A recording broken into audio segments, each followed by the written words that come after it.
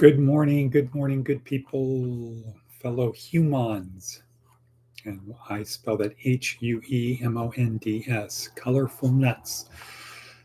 Well, welcome to today's episode, today's podcast. My name is Edward Bevilacqua. This is Department of Career Services, where our goal is to help you on your journey through this life, where we are a soul with a body, not a body with a soul. We are a soul with a body. This is Department of Career Services, and today our topic is in here. Should have my props ready. Week 1, day 4. Week 1, day 4. Why humans control the planet. Why do humans control the planet? Yuval Harari, but we'll come to that in a few minutes.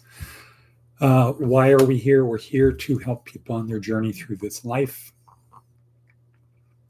We have a 4-part transformational program that we focus on every day, every week. And the first part is physical, fitness and health, what you ingest and working out. Next, mental. I was thinking educational, medicational. Mental, always be learning, always be learning. The world is changing faster than ever. We have to become autodidactic. 3, emotional. You have to control your emotions. Tuesday night, somebody very important lost control of her, well, I don't want to say lost control, but because that sounds harsh, but have to control your emotions, because if you don't, someone else will. And it doesn't even need to be a real person. It could be an imagined person controls your emotions, and they'll probably take you out of the game. And then number 4 is spiritual. That's the most important thing, preparing us for what comes next. So that's what we do. Why we're here is to help build better habits. People like us do things like this. That's what successful people say. People like us do things like this. Unsuccessful people can also say they don't, but they could say people like us do things like this. We don't get a lot accomplished during the day. We kind of live each day, day by day. What do I feel like doing today? No plan, or a very short plan. Could be moment by moment, and not a lot of forward progress. So showing up every day, especially if it's at the same time, helps create a routine, and then it's repetition, repetition, repetition. All righty then, so that's our introduction. That's why we're here to help. And again, today's theme is, why do humans control the planet? Yuval Harari. Why do we care? Because what he's saying about humans, why humans control the planet, can be used on each one of us. We can take it to internalize it, personalize it for us. But before we do that, what is some other things from our worksheet? There's a link to the worksheet down below. You can also go on Facebook and get it. Any of our websites, G School, Glow Up Academy, What If. There's a couple other ones. Good morning, What Not a Bevy. Glad to see you're here. It's been a while, but you're here. So now life can go on. We can get started with life. Home, home, home. All right, so advice from an 80-year-old. What is the advice from an 80-year-old? Keep it simple. Right. Occam's razor. The law of parsimony. Keep it simple. How are things, What Not a Bevy in Fort Jacks? And missing Diana and Charlene. And the guys, blessed. How's the weather? How's the weather there? I have a 9:30 deep tissue massage. That you're giving or getting? You're giving or getting? Boom. Giving one, I mean. Oh, good. All right. Okay, so back to our worksheet. Advice from an 8-year-old, keep it simple. Dr. Livingood talking about the importance of coconut oil. He says, take a tablespoon. I think I have a teaspoon, so I need to have more throughout the day. Right. Darren Hardy had a good one about experts. Watch out for those experts. Jordan Peterson had a good one. Seth's blog. Seth, another long one. We don't have time for it. Getting precise about tolerance. It's a longie. The thing is, tolerance is achievable, and tolerance creates value, but it helps to name it, measure it, and seek it out. Right, okay. Okay. We are in, once again, shameless plug. My professor should be getting her 2 copies of this today.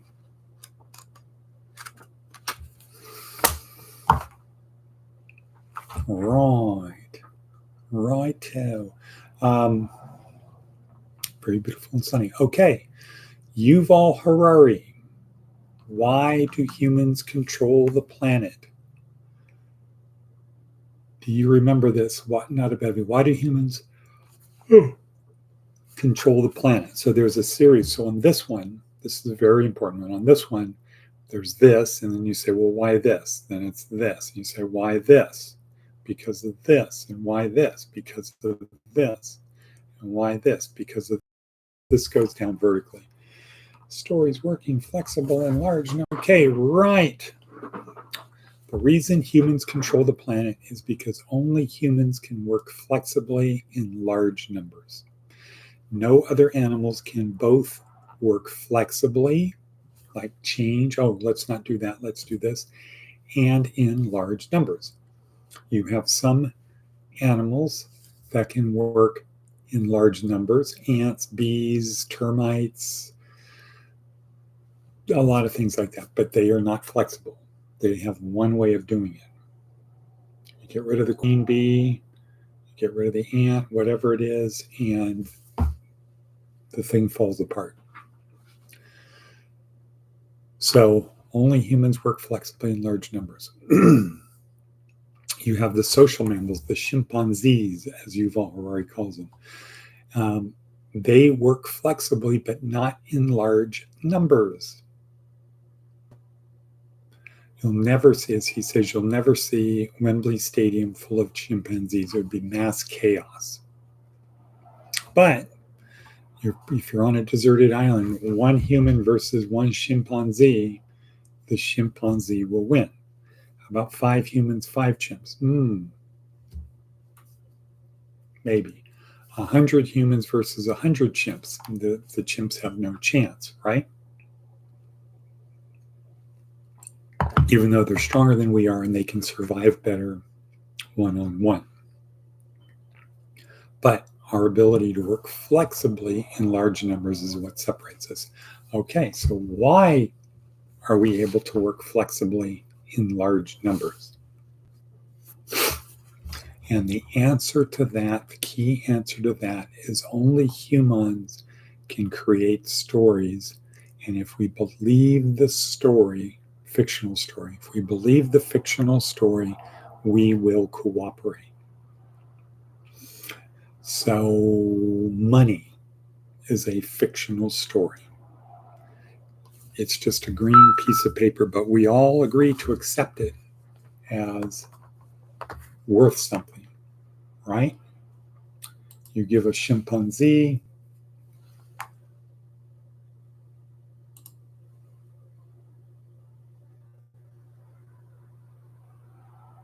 oh boy, I don't know.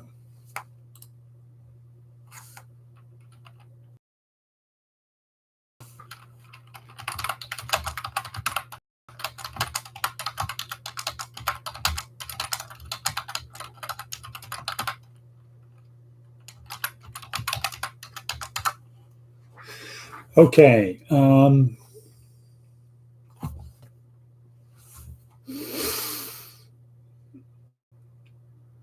Okay, that was some work stuff. Okay, so only humans can create stories.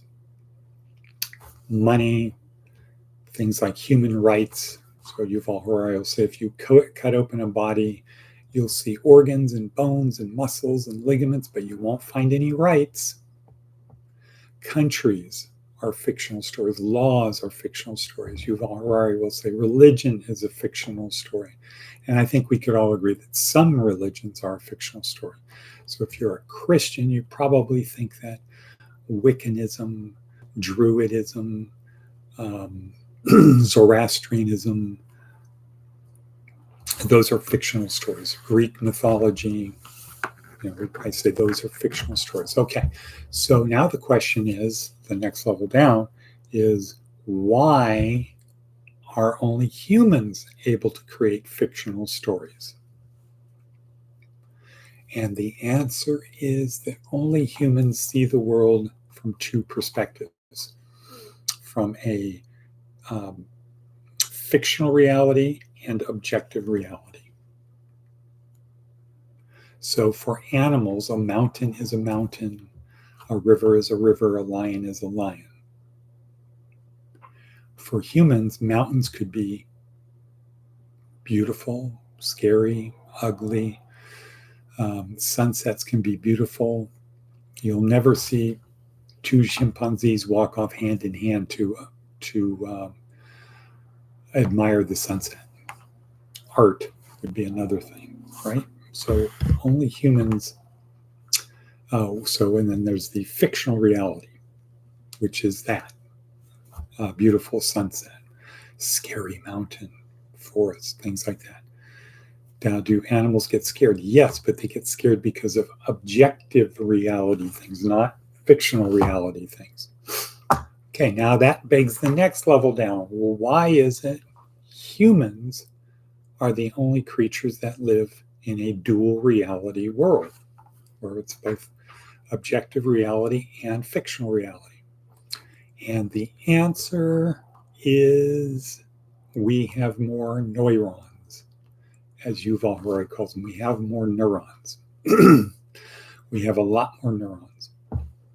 And they've been plotted by a professor, Susanna Herculano, going all the way down from a worm, C. elegans, 300 neurons, to humans, 86 billion neurons with 10,000 connections on each neuron.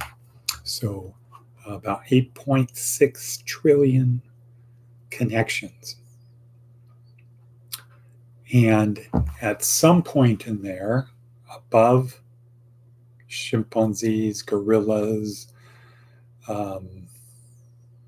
pigs, above all of those, there's sort of a gap. Not sort of a gap, there's a gap, and then you have humans. And we don't know where able to have subjective or fictional reality sets in, where a dollar is not just a green piece of paper. But at some point, we can create stories, fictional stories, and if we believe those stories, then bam, we take off. Okay, so we're at 14 minutes in. Now, how does that help us as an individual? Same thing. Same thing. If we want to control our life, we need to be able to cooperate flexibly with other people and as many other people as possible. Not the lone wolf. Elon Musk makes his money because billions of people or hundreds of millions of people are involved in what he does. It's customers, suppliers, whatever, critics, fans, advocates, whatever. Jeff Bezos, Amazon, same thing. Bill Gates, when it was Microsoft, same thing. Millions and millions of people cooperating flexibly with him. So Bill Gates tells a story. Back in the 70s, every desktop needs a computer and every computer needs Microsoft software. That was a fictional story But if people believe the story, then they will do it. So when it comes to you, what is, so you want people, let's say you want to get a job. What is the status quo? You're not working there. So you need to tell a story.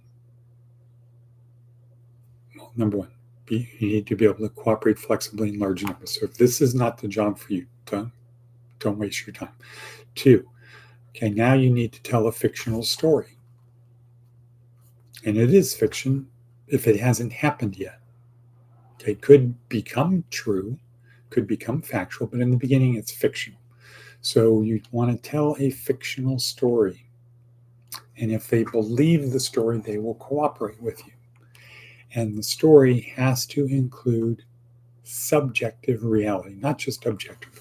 Why should we hire you? I'm a good worker. Well, that might be true or false, but that's sort of a statement of fact. I'm loyal. I'm dependable. I'm a team player. I learn fast. Those are objective reality things.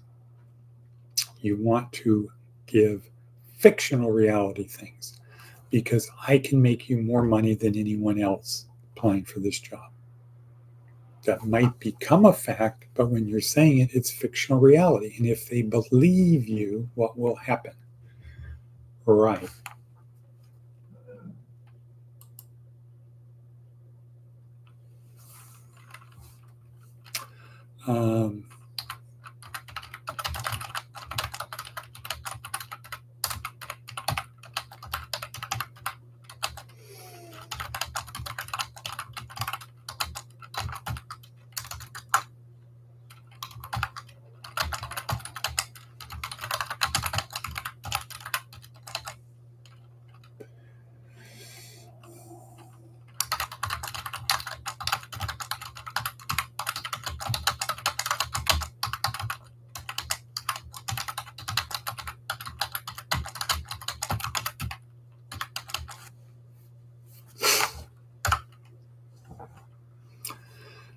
Getting work stuff. Sorry, apologize for that, people. Okay, so you want to think about fictional stories for you, and you want them to be higher level. I know this is skipping some steps, but this goes to negative self-talk. So you want the person who's hiring you to cooperate with you flexibly, not in large numbers, but just you and them. So you need to tell them a story, get them to, and if they believe the story, they'll hire you. So what we forget is the story of why you should want to work with me, why you should cooperate with me. That's what it comes down to. What happened? The typing. Oh, I just have people in Dr. Linden's office who are coming out today. Anything that needs to be moved? Moved? No.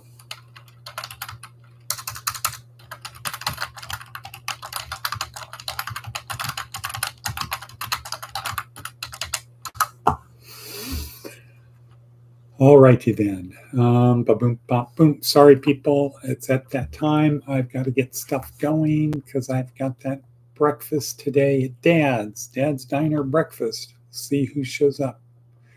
See who shows up at this breakfast. And with that, I'm going to say and cut. My apologies, but this is an important one. Watch Yuval Harari.